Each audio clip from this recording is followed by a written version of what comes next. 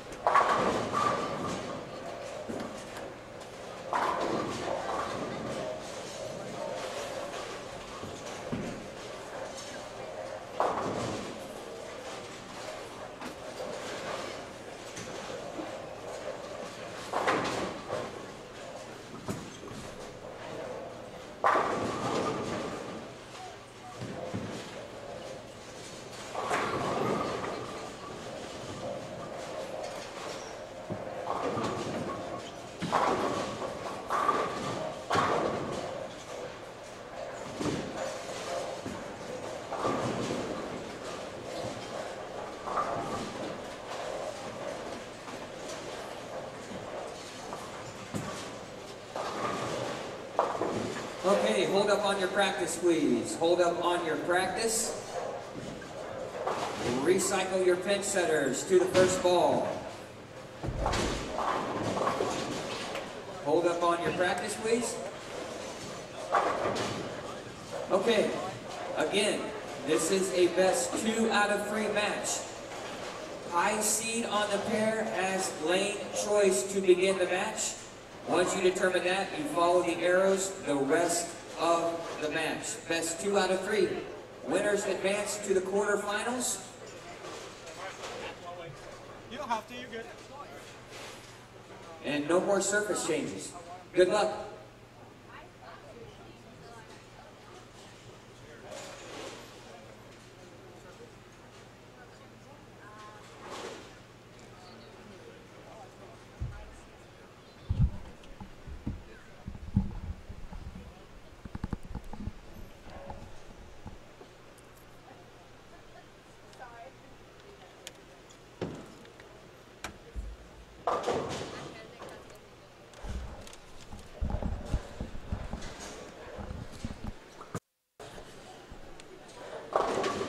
Okay, welcome back to Savage Bowling TV's presentation of the 2018 Ebonite Lafayette Open, the 21st consecutive edition of this event, and we're down to the round of 16, and what an exciting round of 32 round it was, Chad. Probably the most action-packed, drama-filled round we've ever had. Yes, yes.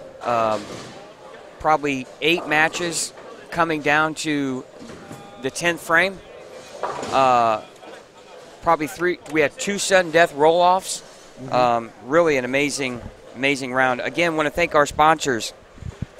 Ebonite. Want to thank Savage Bowling TV, Ace Fire Protection, Tim Seifers, Big 4 Socks, Smith Drain Service, Schomer's Plumbing, Awards Unlimited, Tim Seifers. Again, I want to thank for him for his contributions to the event, and want to thank the staff here at Mustang Alley. Also want to thank Lafayette Interior Fashions, Joe Massey and his staff there for the wonderful banner for our championship pair on 11 and 12, and want to thank them for that too as well.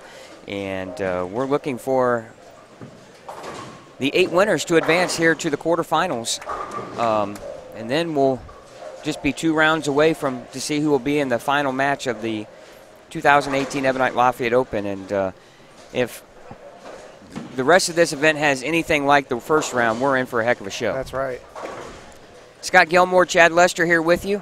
Obviously, we'll be talking with some other players as we advance on. We'll try to talk to winners and losers of matches. We had a chance to get a nice little chat there with Matt Gazin and kind of put him on the spot there with some of his cohorts at Ebonite, Rob Gottschall and Dave Watka and Rich Hansen, and pretty interesting to find out what he thought about, one-word descriptions of his Yeah, you definitely cohorts. put him on the spot. I put him on the spot, but they know Matt. They're all one big giant family, and right. That's the nice thing with Ebonite and Team EBI and the staff at EBI. They are one big family, and a lot of work goes on behind the scenes to put out 4 lines of balls, and those guys do a tremendous amount of work, and like Matt said, a lot of long hours, but what you're seeing now, the fruits of those labors is Dom Barrett and Andrew Anderson and some of these guys, Shannon O'Keefe. Look, think about this. They have the PBA Player of the Year, the PWBA Player of the Year. You have Dom Barrett winning majors. So the ball is really rolling, no pun intended, for EBI, and I know they have a lot of big expectations as Fox Sports gets ready to roll out the new season. Right. He mentioned something about picking colors on these balls, and people don't realize how much the color of the ball is important. Yeah. We back in the early days, we did some testing, I remember, and some Ebonite balls, and they had different colors with the same cores, and they reacted differently. Yeah, I remember long time ago we did some testing for the Mission, Ebonite Mission, and the red was so much stronger than like the blue, and this was before they got into all these multicolored bowling balls. But and I've always said, people ask me, well, I have yet to throw a ball that was either dark blue or black that I didn't like. That's right. And I don't know, it's just. So it's beyond just the marketing part, getting the right color to have a ball that looks good. Right. Well, Gene Perez right in front of us goes open strike and then quick double. Throwing his favorite ball, Purple Hammer. Well, and we weren't sure that urethane was going to be in play, but when you have the rev rate Gene Perez has, urethane's going to be in play on most patterns. Yeah, and he didn't throw urethane all weekend. I saw him throwing some other stuff in some of the other squads that he entered. Well, this round's going to go much quicker than the last round. We had 2 matches on a pair. Now you have 1 match on a pair. So this should go a lot quicker. Flat 10 there from Jacob Sisk in the third. He just missed the 6-10 in the second. And again, you just can't miss spares. And he was, extremely fortunate to advance after the first round as he. Yeah, he just makes that 6-pin. He wouldn't have that pressure of the roll off. Yeah, leaves the 4-6 and misses the 6-pin. And don't be honest with you. Do you shoot at the 6-pin if you're right-handed in that situation, or you shoot at 4? I'll be honest with you. I'm going cross lane. That's what I would think too. If I'm left-handed, so are you. I'd be shooting at the 6-pin. Yeah, I'm going to stand near the middle, and I'm going to go right at the 6-pin. I think it's a lot easier to miss going the other direction. I'm left-handed, so for going back to my left, I could pull it. I can leave it short. More often than not, your normal follow-through, your swing is going going right for me. So I would have gone right at the 6-pin. I'm surprised. Yeah, I would have done the same thing. And we're talking for him going right at the 4-pin. Right. That's your tendency. That's your normal arm swing. And so, yeah, I was kind of surprised by that, and it cost him. Almost cost him, I should say. Cost him a lot. Yeah. I'll sit here in the booth for a little while, and then I'll probably get up and walk around and see some of the matches we can't see here. But Nathan Michalowski, our 1 seed, is bowling Randy Muse. They're down on 21 and 22. We got matches all the way on each end of the house, 3 and 4 and 21 and 22. Matthew Farber here right in front of us now. What does this round losers get? What do they walk away with? You know, I knew you were going to ask me that. It's either 350 or 400, something like that. It's a good weekend of bowling. Yes, it is. Well, when you figure if you enter one time, it's $90. Uh-huh. Right? So, again, you know, in this type of format when it's just best 2 games out of 3, you're not worried about, okay, if I lose a match by 50, big deal, or lose a game by 50, you know, no big deal. Here's Chris Seyfarth on your right. Boy, he just has a real good, solid game.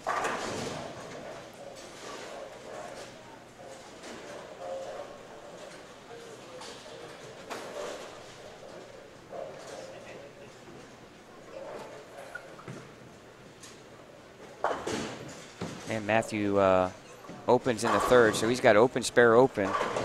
And Joel Kloss goes strike, spare, spare. So, you know, Joel is just, he's steady too as well. He's just not going to waver. He doesn't show a lot of emotion, and that one's airmailed. Still no given, right? You can't miss left or right. You're not going to hit, you're not going to strike unless you get lucky with Brooklyn. The ball's not going to hook back, put it that way. Right. When you make a bad shot, a lot of times you're going to pay for it too. And Mike Dole with spare, strike, strike, 3rd, 4th, 5th. Josh Myers comes in light, leaves the 3-pin. Lefty on that pair. Let's see who. See if they're playing a similar part of the lane. So let's see what happens to the pattern over the next 2 games here. Well, I'm sure if I wanted to set up for great matches, I would have put that match on 15 and 16, like you said earlier. As the lefties just owned that pair. Hey, we have a person on the chat watching from Colorado Springs. Really? Welcome. Just curious there. What's the weather like in Colorado Springs right now? Shoot us back a message. Pull the computer up here. We appreciate everyone watching this afternoon. Still got plenty of bowling. We got 2 more rounds after this to determine our championship match. And I tell you, you know, Gene Perez has a chance. Get this. Gene Perez wins the Scratch Classic. He goes the next weekend and wins a sweeper. And then you guys won the doubles. Then he wins the Black Friday Trios in Fort Wayne. And then I was fortunate enough to be able to bowl with him in the Logo Infusion over under 40 doubles, and we were almost dead last after 3 games, and we come back to win that. And didn't he shoot 299 in the last game? Yeah, pretty 299. Much Yep, 299 our last Baker game. I give him a hard time because he's the one that left. He's the only one that didn't strike in the game. Well, yeah, Tim and I were talking about that Friday night. I wonder who didn't strike. He didn't. I was betting it was you. Oh, thanks. I appreciate it. I'll be honest with you. He was an absolute machine in Baker's. I think for probably our 4 matches, so 8 games, I think he struck all but like 3 times. Wow. 3 or 4 times. He did have the only open, though. I tell him that, too. Oh, Mike Dole. Oh, right to the nose. Left 7-10. Well, and right after Josh Myers opened in the 6th, and you think, all right, get one here, and I got a comfortable match or lead in this opening game. But any updates on with the chance of snow, but not bad. Chilly Thanks, with Chip. the chance of snow. That means that weather's probably going to come our way. Right. We had thunderstorms last night. There was a tornado warning just northwest of us. Yeah. December 1st. It was like 60 degrees. You didn't even really need a jacket when you left here last night. Yeah, I was thinking, is it April 1st? Yeah. I don't know. April Fool's Day. Jacob with a double now. He's right back in the game, just down 12. Or I should say 2 after that strike. Yeah, weird weather this weekend. But good for us. I'll be honest with you. Anytime I can avoid Snow. the 3 things, ice, sleet, and snow, I'm okay with it. Right. And we've been fortunate every year. You know, we've had some years where we've had snow flurries, but nothing accumulating where the roads get bad and people think about just staying home instead of coming to bowl.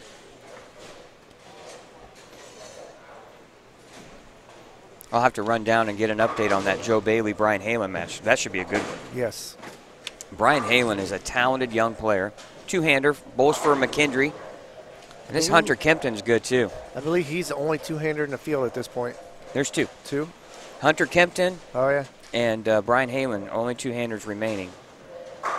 They drove up with Wesley Lowe, and who was another two-hander, but Wesley couldn't make the cut. He tried several times.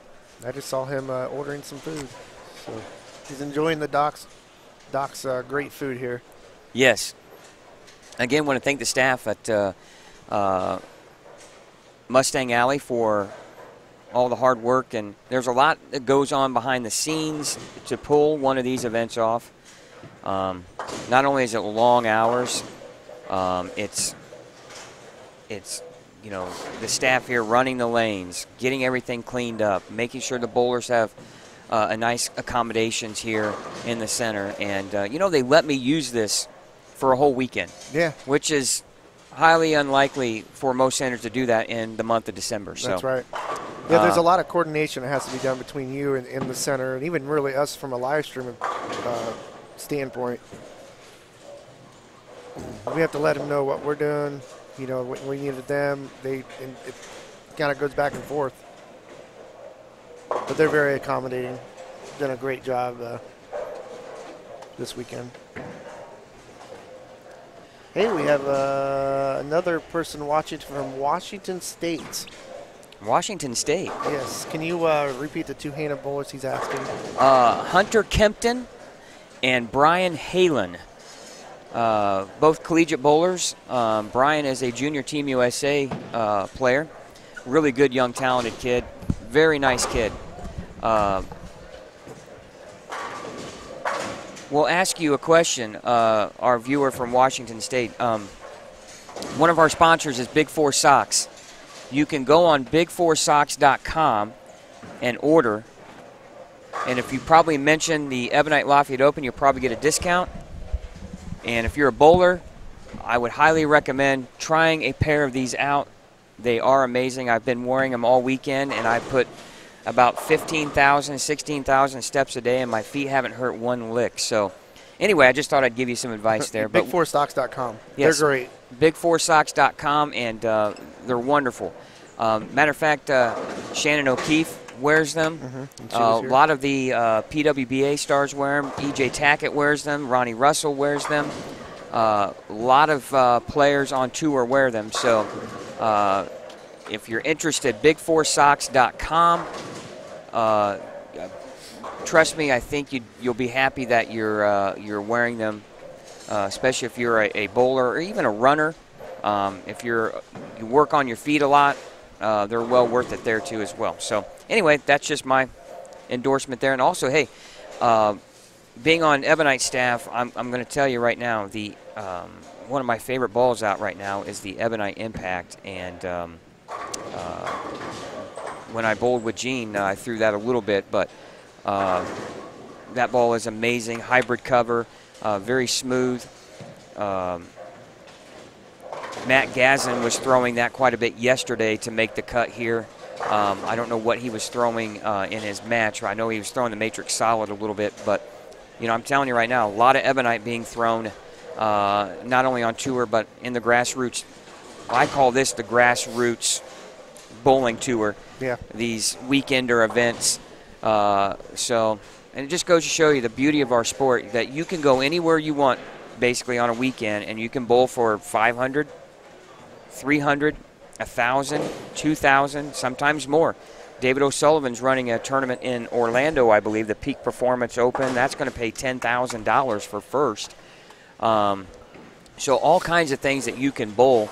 Now, if you're a Indiana State bowler, sanctioned bowler, you can bowl the Indiana State Masters the weekend of January 25th, 26th, 27th. Qualifying is on the 26th. Jeff Circle runs that event for the state. It's at Championship Lanes in Anderson, Indiana. You can go and get an entry form online. I believe it's, see if I can't find the website here.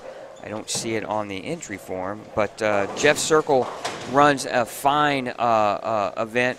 He takes care of the Indiana Scratch Classic too as well. And if you've never bowled an event run by Jeff Circle, you will find at the end of that event, you're going to say to yourself, man, that thing was ran pretty smooth. It was. And everything's on time, very efficient. You'll be happy with bowling one of his events. So you can bowl the Indiana Scratch Classic. That's normally in November, but the Indiana State Masters being held in January at Championship Lanes in Anderson. I'm going to give Jeff a hard time that they don't have their website on their entry form. So Indiana State USBC.com. There we go. I just Remember, found. they just changed it. Yes. Well, and when we did the match, I just found it on the State Queens. So we're excited as a live stream company, Savage Bowling TV. We're super excited to be able to bring you all the major state tournaments, not only in adult but youth. We're going to be. Get this, we're going to be in Anderson, Indiana in January for the Indiana State Masters. We're going to be back in Anderson for the very next weekend for the Indiana High School State Finals. 2nd. And then we're going to be right back in Anderson Saturday, March 9th for the Indiana State Queens. And that's going to be at Championship Lanes 2 in Anderson. So, and don't forget, we have the middle school state finals in May in Anderson. Yeah. So 4 times we'll be in Anderson this year. Yeah, and we are home away from home. Pretty much. But yeah, we're thrilled and very fortunate to bring you a lot of live bowling action. And hey, if you're a tournament out there and you're interested in talking to us about live streaming your event, give us a call. Look us up, and we'd love to talk to you. You can reach me at scottgilmore72@yahoo.com. You can also reach me at LafayetteOpen@yahoo.com as well. We'd love to talk to you. I know Jason Utchwell for the Bradley Open, he was interested in having us live stream the Bradley Open, and we would absolutely have loved to. But unfortunately, that's the same weekend as the state high school finals, and right. That's where we're going to be at. But again, if you're interested in talking to Savage Bowling TV about live streaming your tournament, we'd love to. We'd love to talk to you. Again, scottgilmore72@yahoo.com or LafayetteOpen@yahoo.com. So we thank you for watching round of 16 here at the 21st Ebonite Lafayette Open, powered by Savage Bowling TV. Again, thank our sponsors, Ebonite, Ace Fire Protection, Tim Seifers, Big Four Socks, Smith Drain Service, Schomer's Plumbing, Awards Unlimited. So want to thank all of those sponsors for contributing a significant amount of money into our prize fund. And one of the things you'll get from us at this event as compliments is how deep it pays. $90 entry fee if you bowl Saturday for your first time, and $250 if you lose your first match. So right, and you paid 43 spots, so you didn't even have to make the cut to cash. Right. And they made their money back plus some. So they 150? Yes. For 43rd. So yeah, 33rd through 43rd got 150 back. Yep. So quickly look, Mike Dole wins match number 1, 179 to 170 over Josh Myers. And you're starting to see guys moving to another pair struggling. I mean, Gene Perez is basically going to shoot. I saw him throw a gutter ball. I don't know what happened. He was shooting into the 3-pin, but the ball went in the left gutter. I don't know if he hit his ankle or lost it off his hand or what. Well, you think he's just going to throw the ball away. His game is over. No, you're trying to. Yeah. He's gonna make an adjustment here, and he's going to see maybe make a ball change and find out what's going to work best for him. Don't count him out. All right, I think I'm going to put on the earbuds, and I'm going to walk around and see what we got here after game number 1, and let you take over here in the booth. Sounds good. All right, we're looking at the high end of the house right now, lanes 15 through 18. Chris Seyfarth getting ready to bowl on lane 17, it looks like. He looks like up in his match. I want to welcome Kyle Thoman from Connecticut watching this morning. Thanks for watching. So we officially have somebody on the West Coast now and somebody on the very East Coast watching this morning. All the action here on Savage Bowling TV. Really appreciate it. Chris with the washout. So that's all right, Chad. I'm going to chime in here. Brian Halen under control here in game number 1. He's going to win big over Joe Bailey. Joe with a spare here in the 10th would only shoot possibly 140. Brian Halen could potentially strike out for 240. Obviously, we know total pins don't matter.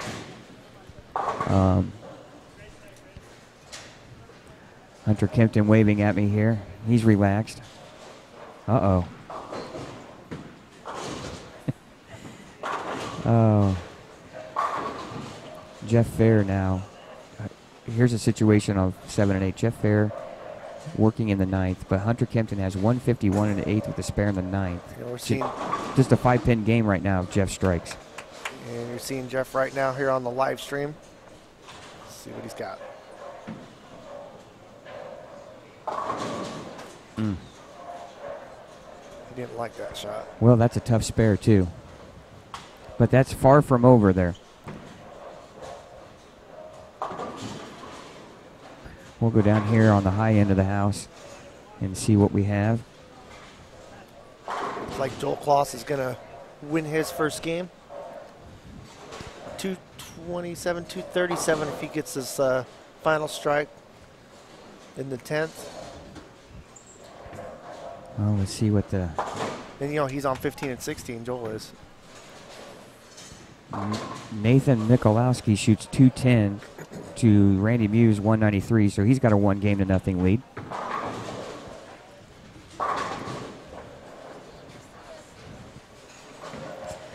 Jackson Cross beat Zach Tackett 224 to 123. Wow. What's going on there? What?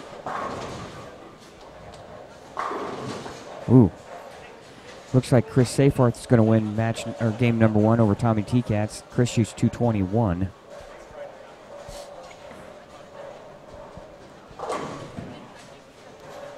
See Gene Perez getting ready to bowl here on 13. He stepped up. Now he's stepping back. Well, Matthew Farber trails Joel Kloss 1-0, as you mentioned earlier now.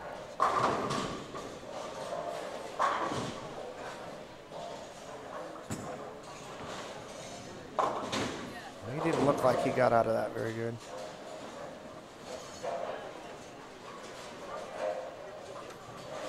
It's pretty cool. I just walked into the restaurant and Wesley is Greg Young are in there eating and watching the live stream. Yeah, they've got it up on they have smart TVs in there, and they found the YouTube app and put it on. Nice to know they don't have to come out here and eat their food and watch the action. They can watch it in there. Right.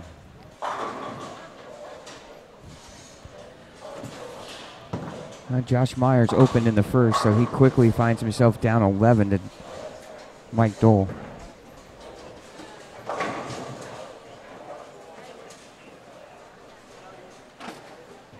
They're asking on the live stream what the pattern is. It's a self-developed pattern. It was developed by the tournament here. I'm going to put it up really quick on the screen so you guys can see it. It's 44 feet, just under 32 mils of oil. Almost a 1-to-1 ratio, 1.3 to 1 it looks like. Don't know if you guys can see a lot there, but it's been a pretty tough pattern all weekend long. Although the cut was plus for the first time in the history of this event, which is now in its 21st year.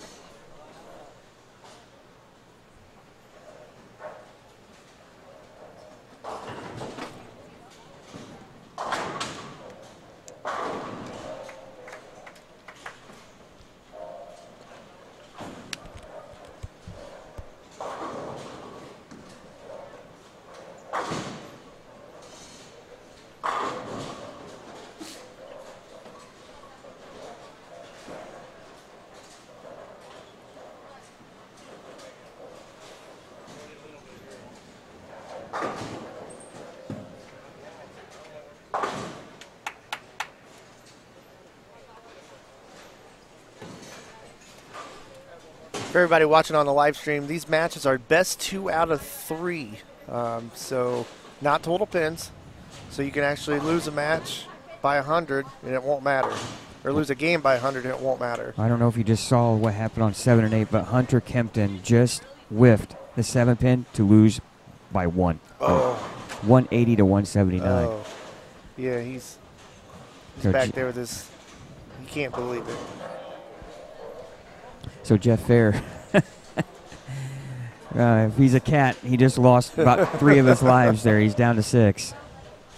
Also, for those of you who are watching, the format was we had 5 total qualifying squads starting Friday night. We had 4 then yesterday.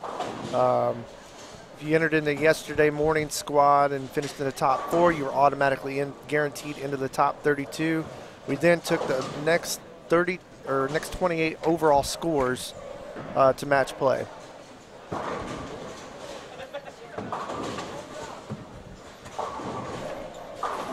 You know, one thing I haven't done a very good job here, Chad, is keep up on my social media this weekend.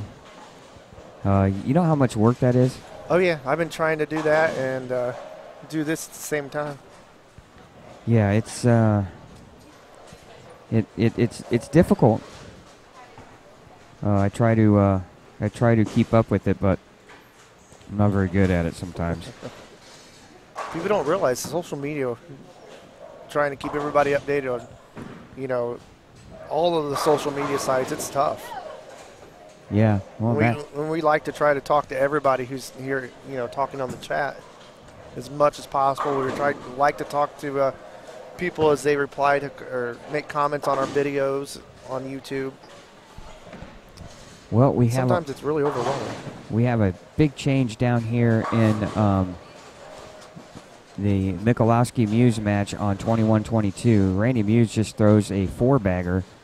He now has a 23-pin or 33-pin lead over Nathan Michalowski in game number 2. Jackson Cross has a 21-pin lead over Zach Tackett.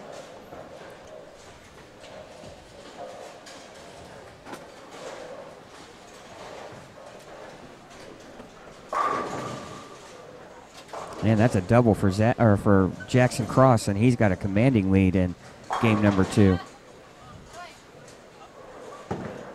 Boy, I tell you what, Matthew Farber throws it pretty darn good. Watching here from the back, and that guy throws it well. Man.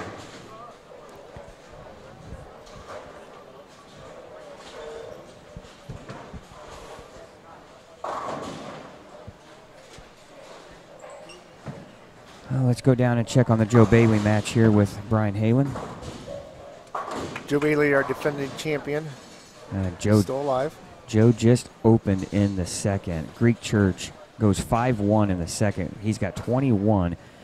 Brian with a strike has 39, so about an 18-pin lead early on in game number 2. Brian wins this game, it's over for Joe. He's the last of the defending champions to try to have a shot at winning back-to-back. Never have had one. We've had multiple 2-time winners, but we've never had a player return and defend their crown. It's a tough format to do, especially when you get into match play situations like this.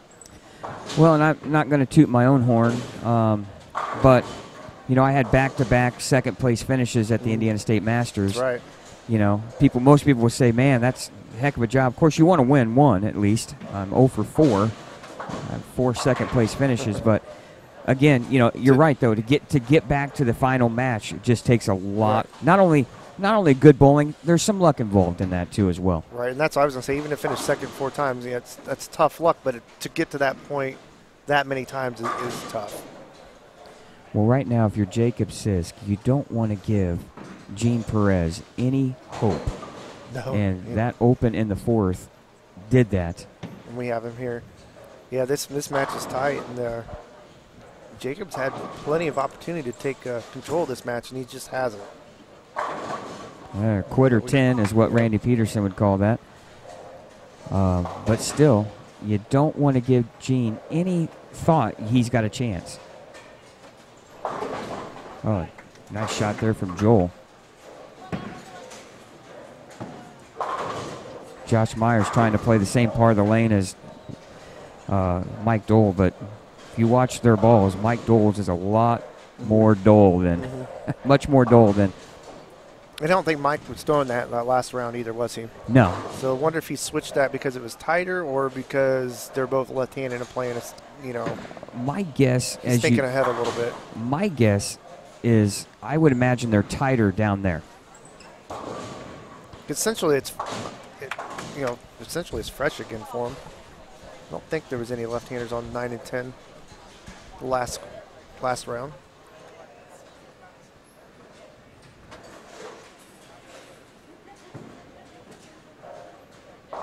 Jason Sollers, he's left-handed. He was on that pair. Oh, Matthew Farber just left a solid 9-pin.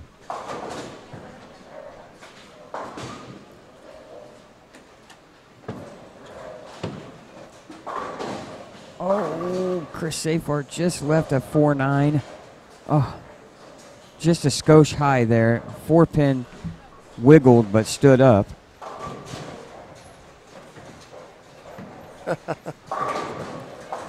Jackson Cross just goes Brooklyn, or through the face snowplow, Brooklyn for a double. And that pretty well ended Zach Tackett's weekend.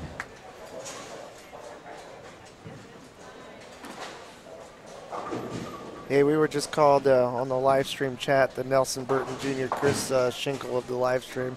We don't even compare to those legends. Don't no. Don't mention me and Chris Schenkel in the same sentence, because those guys are legends. That's night and day, right?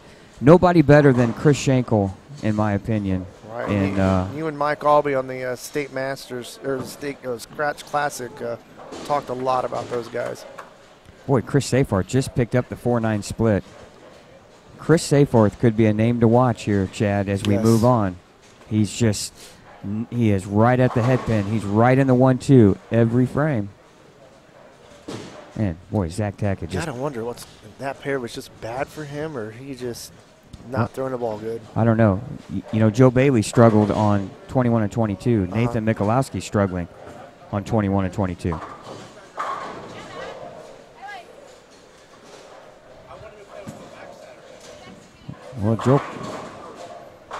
Well, Nathan strikes in the 9th. Nathan can shoot 212. Randy is on a 211 pace.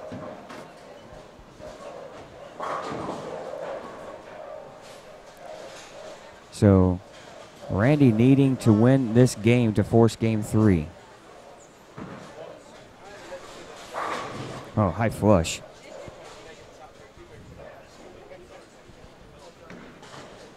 We'll go down and here in a few minutes to check out the Joe Bailey Brian Halen match on 3 and 4.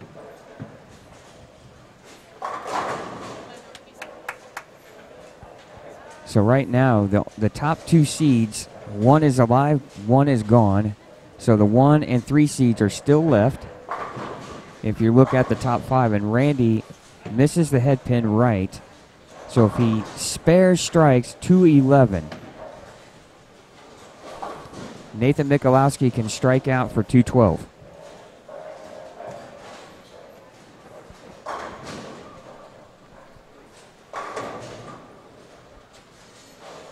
Oh, Brian Halen just left a pocket 7-10 as I walked down. And Joe Bailey just doubled in the 4th and 5th, but he was down 26 going in.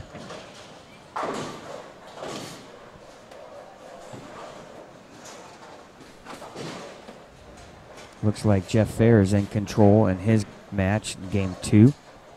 Mike Dole is in command in his match. It looks like Mike Dole is going to advance to the quarterfinals.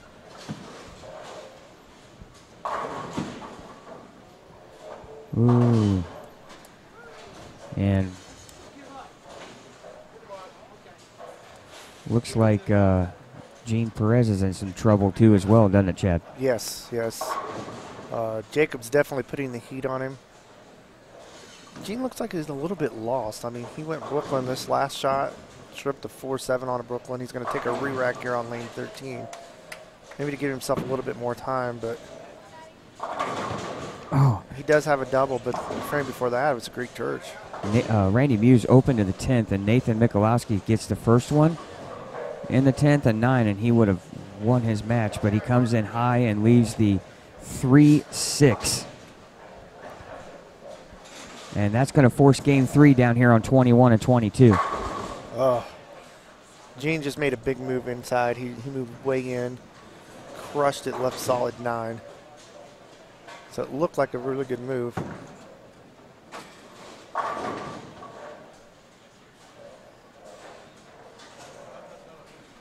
Still, this match is not over here on 13 and 14.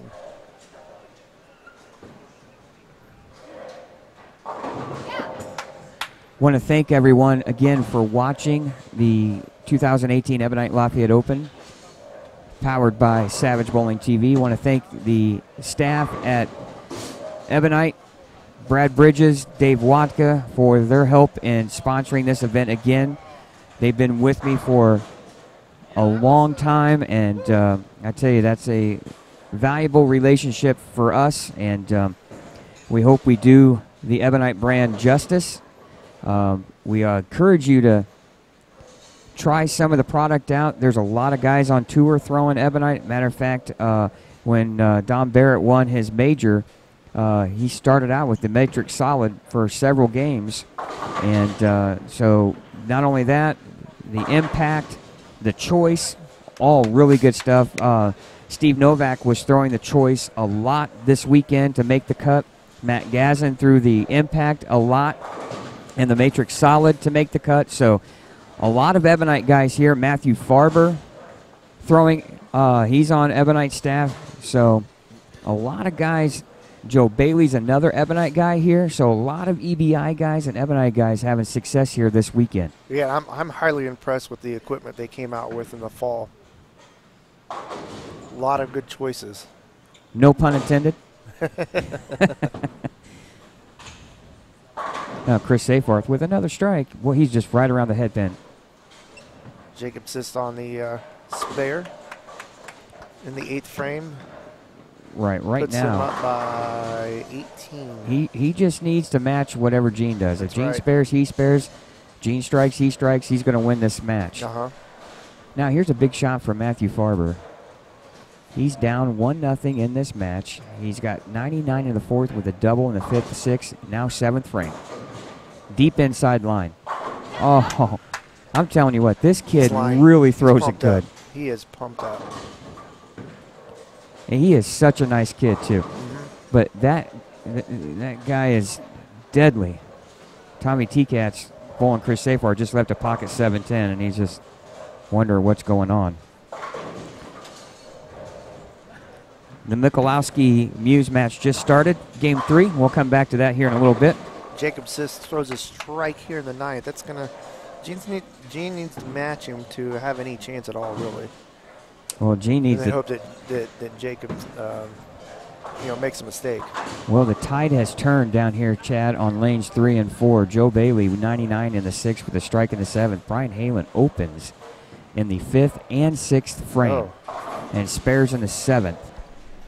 So right now you're looking at roughly a 17-pin lead for Joe Bailey here in game number 2, and Hunter Kempton I think he's got a finger problem here against Jeff Fair. Yeah, he looks like he's in some pain. Well, a lot of games these guys bowl. Yeah. Just like, Gene struck in the 9th, so he's going to finish the match first, which is going to still put some pressure here on Jacob to finish it out. Well, Mike Dole shoots 223 to Josh Myers 163. Gene's first ball in the 10th strikes. We're going to keep it on that match right here on 13 and 14 in front of us. He strikes out. He's going to put some pressure on Jacob.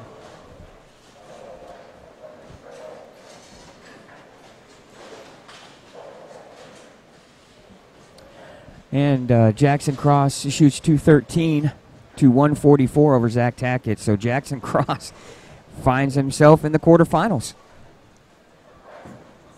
Yeah, he's got a simple game, and he can just keep it around the head pin.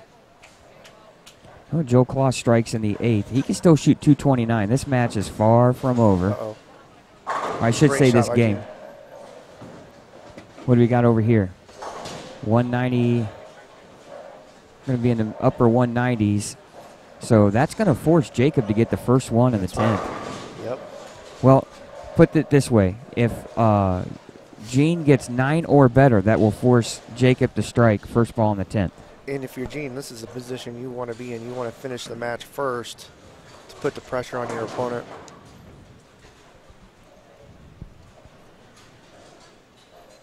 Especially someone who has a little bit less experience than Gene. Yes.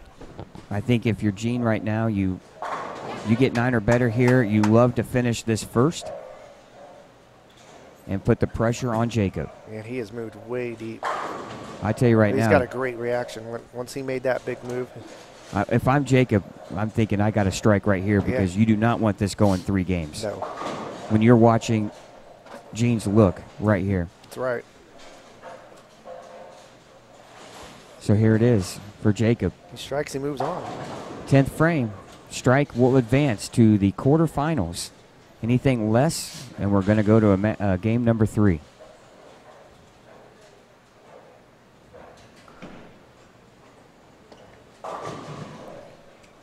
He didn't like a little bit of a balk there. Didn't like it, you know. And it's good to stop. Something doesn't feel right. Stop. It's good to stop, but especially in this situation, you got to wonder right now if it's nerves. Yeah. You know, because hands get a little sweaty, right? So feel is important here. Yeah, if it doesn't feel right, don't. Take your time. Yes. No hurry. This is a big shot. And Matthew Farber. Just off to the right of the screen. Oh, man, nice he has got shot. a great look on 15 and 16. And you think about this, Chad. Remember, 15 and 16 is good for left-handers. So it's good for him.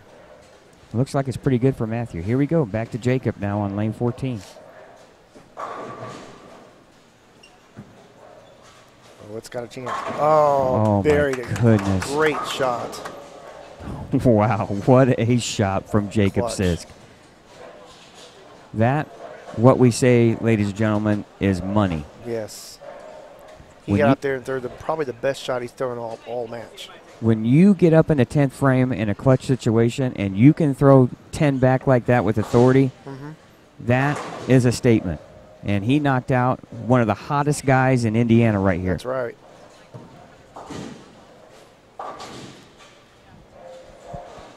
And that's going to make Jacob feel good going into the next round as well. It gives him a lot of confidence of who he just beat.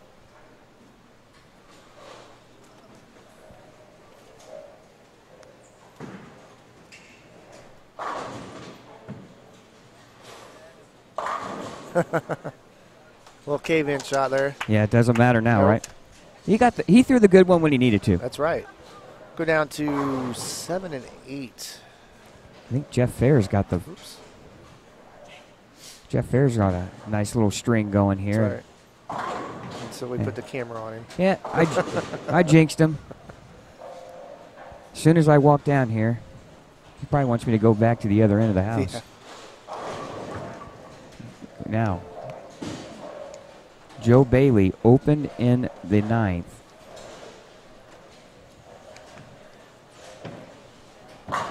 If Brian Halen just left the 2-8, if Brian Halen makes this spare and gets a good count, he's going to force.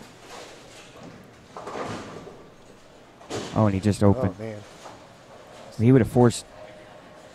Oh, he would have forced Joe Bailey to mark in the 10th.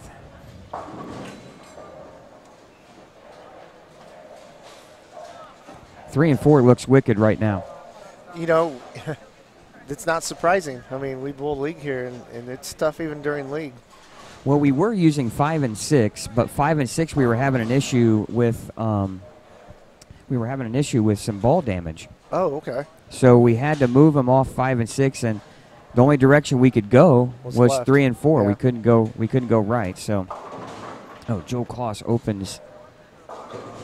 I guess it really didn't matter anyway. No. Matthew Farber's going to force game 3 there.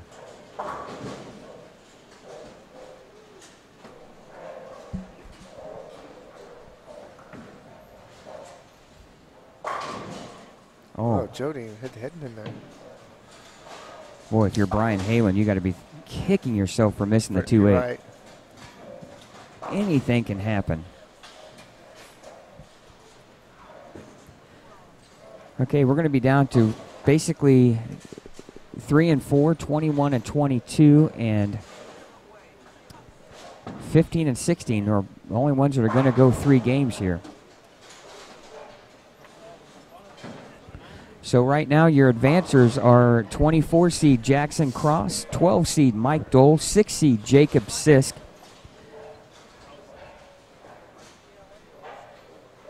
4 seed Jeff Fair will advance. Chris Seyfarth is going to advance at 31.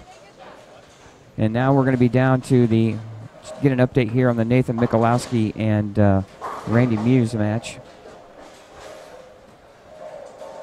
And it's a tight one. I mean, it's almost all even. Randy Muse now with a strike in the 5th. Could take the lead in the match here in the 6th. Nope. Comes in high. Leaves the 6-9.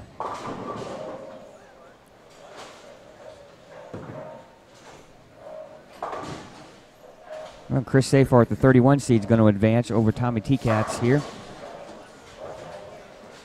Chris once again going deep into match play. All right, Randy Muse with the spare. Here's the situation. Both players with 97 in the 5th. But Randy with a spare in the 6th. Nathan with a strike in the 6th. Looks like that match, the first one doubles, wins. Yeah.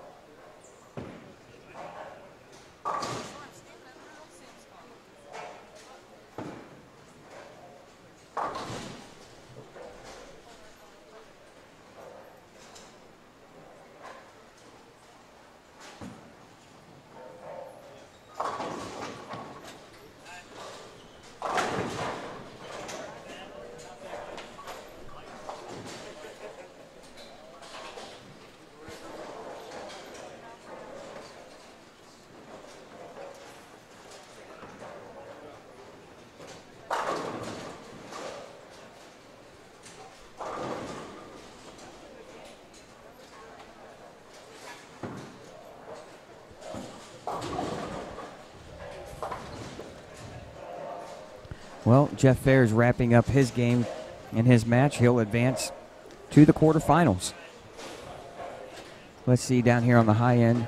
Chris Seyfarth wins 199 to 148. And Nathan Michalowski trying to make the 2-7, in which he does. Randy Muse opened in the 7th. He's got 123. So a 15 or 14 pin lead for Nathan Michalowski in his match. We're going to go ahead and keep the cameras here right on 15 and 16. They're in their 3rd game, just starting.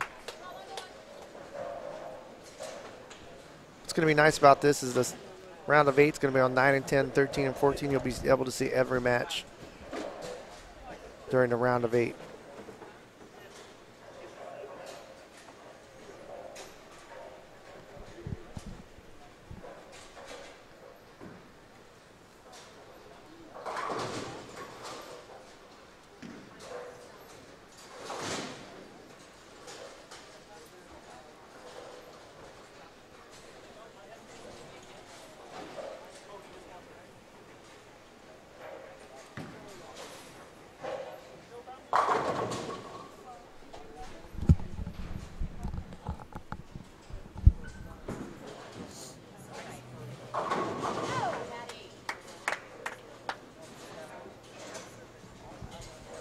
Okay, Nathan Michalowski just spared in the 8th, and now Randy Muse stepping up here in the 8th. He's got an open in the 7th, Chad. Oh, just crushed it and left a solid 10-pin.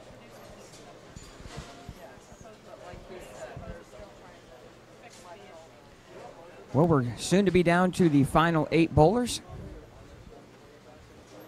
We got 2 matches going on, and try to step back over here and get a word with Jeff Fair. And hey, Jeff, you got a second?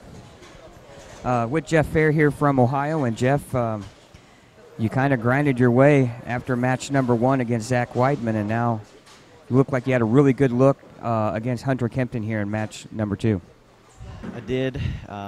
Hunter, it was unfortunate. He had an injury on his ring finger, on his bowling hand, obviously, and that didn't enable him to bowl as well as he would have liked. But hey, I saw that, and I kind of wanted to manage the pocket and try to play it a little bit safer in this match, knowing that he wasn't at his 100%. So I am going to probably make a ball change in the next match. I'm going to move a little bit farther left and go to the ball that I used yesterday. So I like what I'm seeing right now. So hopefully I can keep it going. Well, you had a kind of an up-and-down day yesterday in qualifying. You bowled one round and struggled a little bit, but then found a groove. And now you just kind of find yourself all of a sudden just grinding your way now into the quarterfinals. Grind is exactly what the key word is. The lanes are extremely difficult. I love that. I think that it gives me a better chance to compete against the kids. It gets tougher and tougher every year with their speed and revs. But when the lanes are difficult, I'm able to make my spares and keep up with them a little bit more. So I'm going to do all I can to keep that going.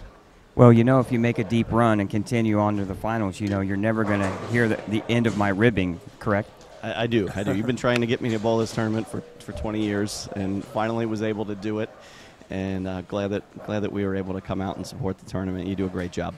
Well, we appreciate it, and guys, this guy's ready to make a deep run, and he has before in some of them old high roller events. Yeah, finished second in the Super Bowl high roller, and I like when they're hard. I had some deep runs in the Bradley, won that one year, and the shootout the Fort is historically a tough win, and so I like them when they're hard. I like to grind them out. Absolutely. Jeff Fair, thanks again. Congratulations on your match win, and look for him to make some noise again here in the quarterfinals. All right, just a reminder, excuse me, to everybody who's watching. Once this round concludes, we'll take about a 2 or 3 minute break to reposition some cameras, and then we'll come back on for the round of 8. But right now we still have a few matches that are going the full 3 games. You're watching lanes 15 and 16 right now. Well, I just walked down to 21 and 22, and Nathan Michalowski has won his match over Randy Muse. Randy shoots 159. Nathan with a strike would shoot 194. So Nathan Michalowski, it's like we said, Chad, it's survive and advance. And that's all it's about. Yes. So our 1 seed makes it on to the quarterfinals.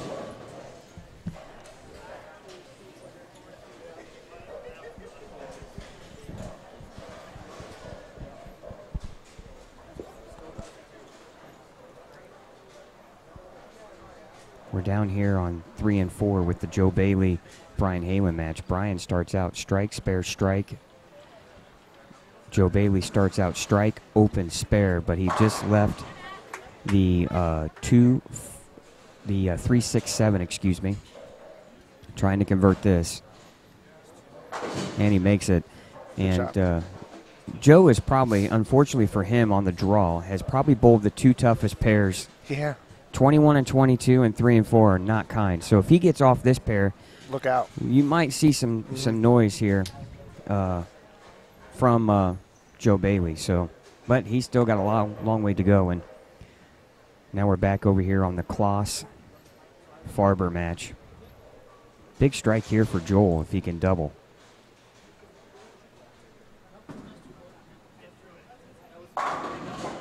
smash. That gives him a 13-pin lead early on in game number 3. Brian Halen just came up light and left the 2-pin.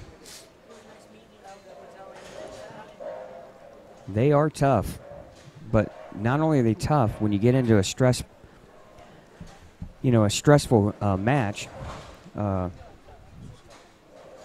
Thanks, Gene. Gene Perez taking off. Always cordial in defeat.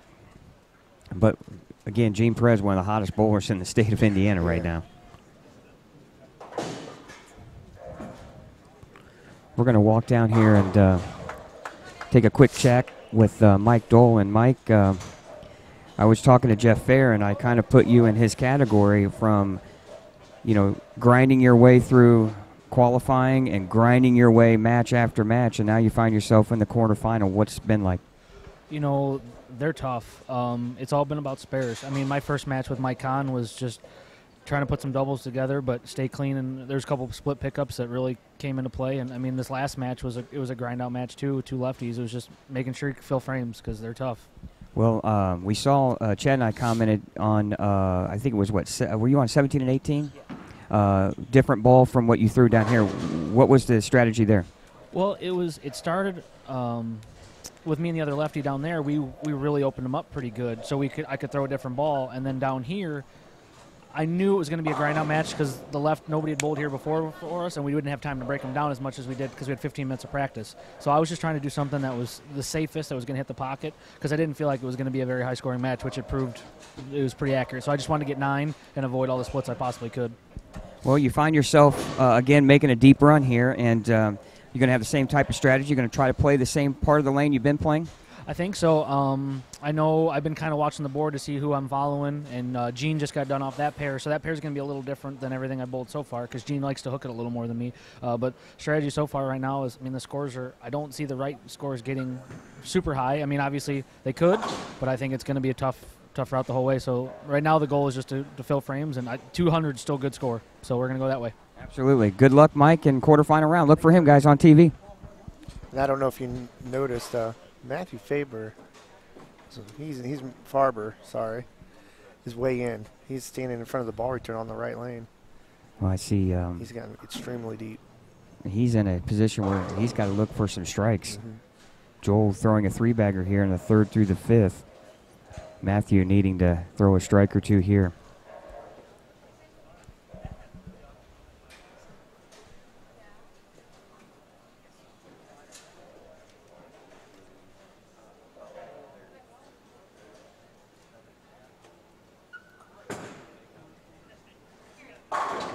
Great shot.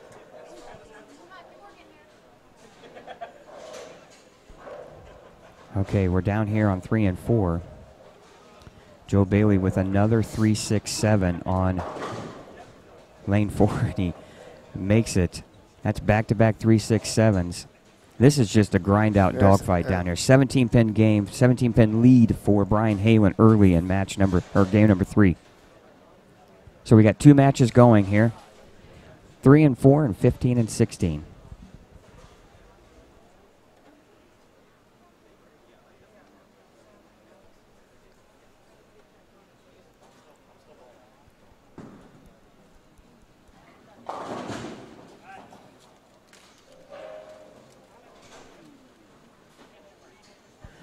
Joe Kloss coming in light there, leaving the 3-5-6. That's no gimme spare there. No. Joel Bailey just again left another 3-6-7. That's 3 in a row. 3 and 4 is just absolutely a grind right now. And what did you hear? What was the common sentiment from all the players we talked to? Grind. Jeff Fair, Mike Dole, right? Good spare. What do we got? 96 in the 5th for Matthew Farber. 116 in the 5th for Joel Kloss. 20-pin lead, but Matthew with the strike in the 6th. He could cut it to 10 with a strike in the 7th.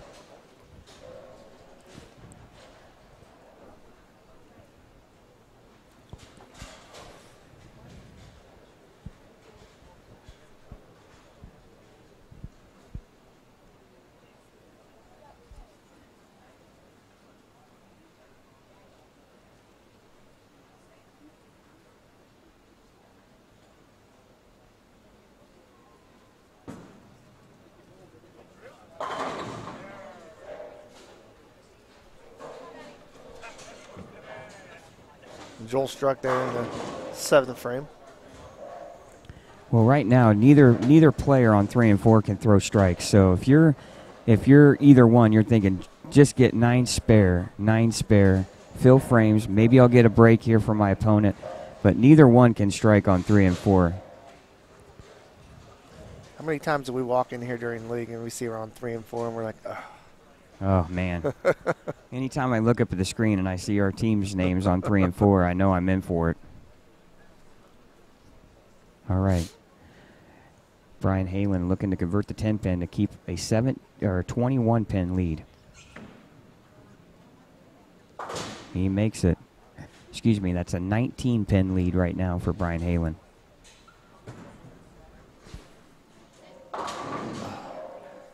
Matthew just cannot figure out this right lane.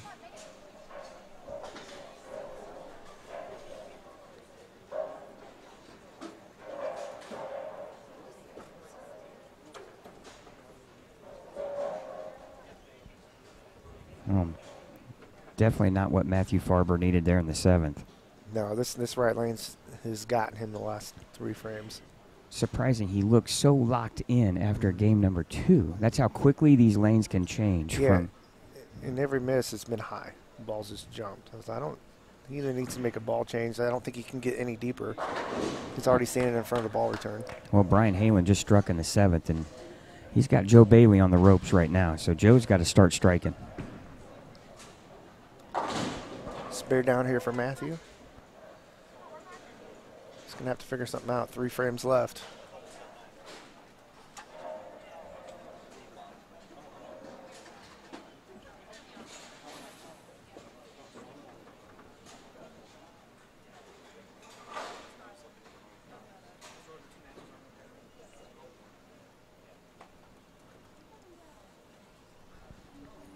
Okay, Joe Bailey is in a spot right now where he's needing to strike. 7th frame.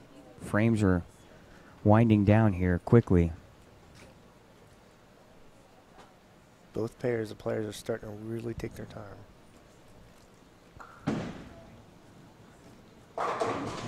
Oh, Joe leaves a flat 10. I'm telling you, 3 and 4 are just tough.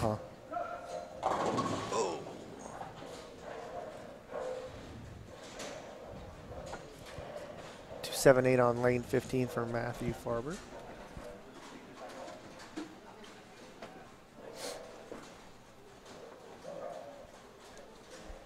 Okay, semifinals will take place on 9, 10, and 13 and 14.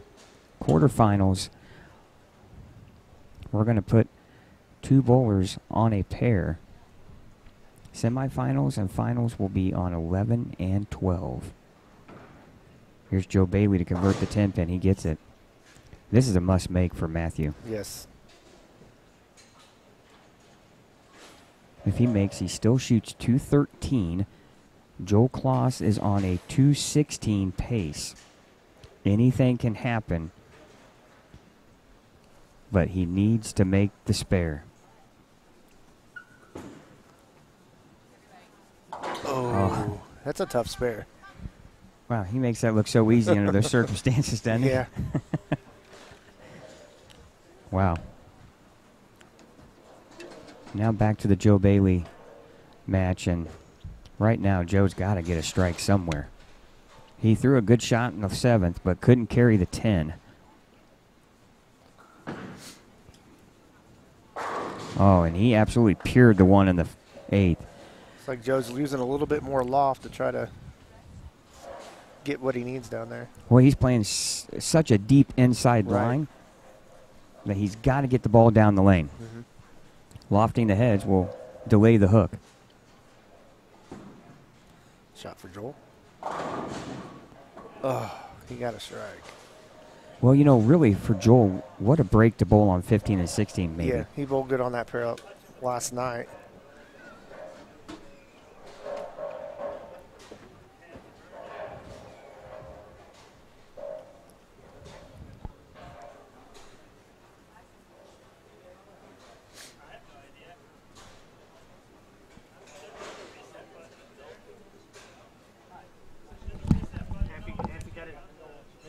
Tell the counter, hey, TJ, counter Brian Halen comes in light and leaves the 2-4 now in the 8th frame for him. He's going to still have a lead here, but Joe Bailey could strike in the 9th to cut that lead in half.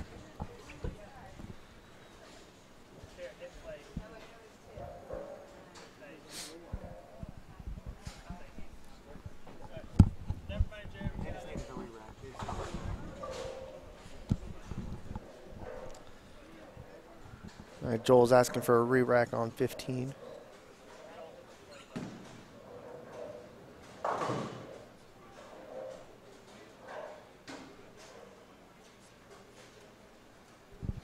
Well, we have 6 of our final 8. We're just waiting on the last 2 bowlers to join the party.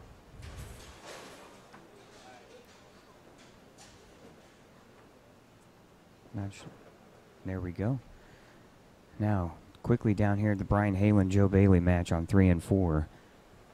Brian Halen, 138 in the 7th.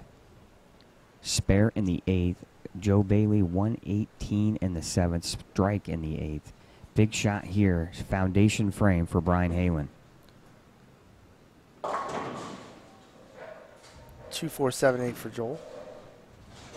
Not an easy spare. Oh, no. Brian Halen just goes through the face and leaves the 4-6 split. Wow. He needs to keep his composure. Get a pin here. He'd still have 164 in the 9th. Joe is on a 178 pace. So this could come down again to the 10th frame, down on 3 and 4. Wow, Joel chops his spare. Still, Joel is in good position he's in control here. here. He cannot be shut out. But now if you're Matthew Farber, He's got to figure out this right lane. well, and he needs a strike. Yeah. Because he could force Joel Kloss to step up in the 10th frame and throw 2 big shots to win his match. Now quickly back down here to the Bailey-Halen match as Joe Bailey stepping up in the 9th frame with a strike in the 8th. Matthew's going to wait for Joe to go, I believe, even though they're the only 2 in the house and they're separated by 12 lanes.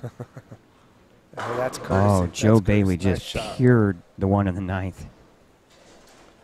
All right, see what Matthew does. He's in really deep in front of the ball return.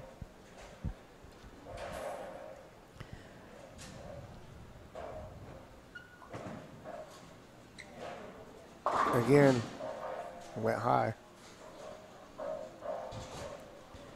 I don't know if he's just setting it short every time. I think that one he definitely set short. It never got really right of the head pin. He looks so locked in Yeah. the previous game. It's kind of surprising he's going to struggle to shoot maybe 190 here, and that's not going to be enough. No.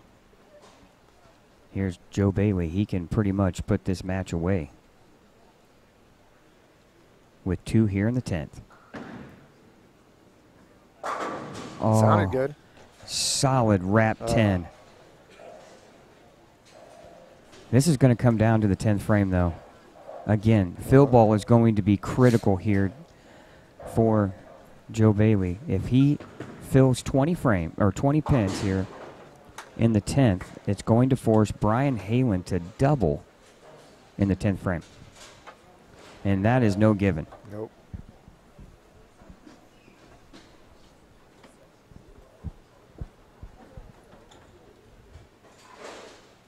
We just saw Matthew pick up the baby split there. He's up in the 10th frame.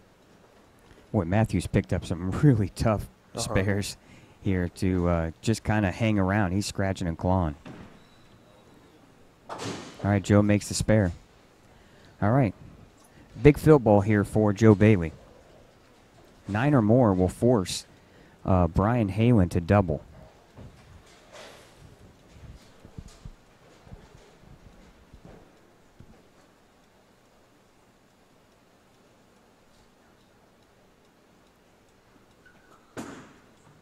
Looks pretty good. Nice shot. So if Matthew strikes out, that forces Joel to get a spare in the 10th, correct? Looks like it.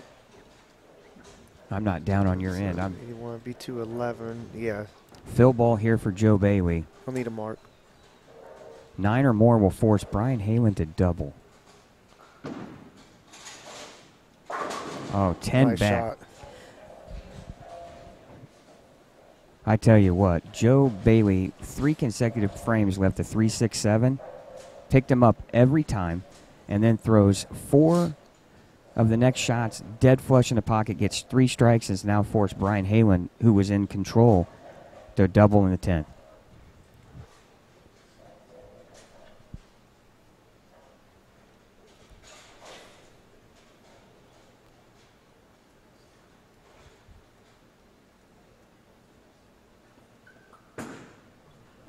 Looks good. Nice shot.